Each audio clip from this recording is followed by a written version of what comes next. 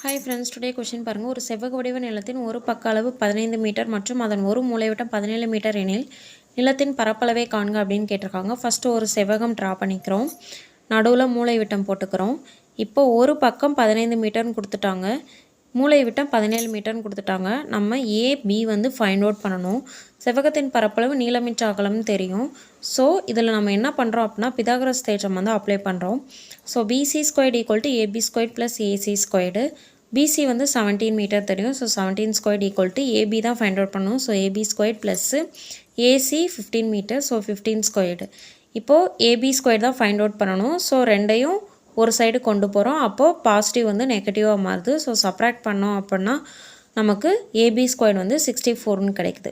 நமக்கு ஏபி தான் வேணும். ஸோ ஸ்கொயர் ரூட் எடுக்கிறோம். அப்போ 8 மீட்டர்னு கிடைக்குது. செவ்வகத்தின் பரப்பளவு L × P. So 15 × 8 = 120 metre square. So option D தான் கரெக்டான ஆன்சர்.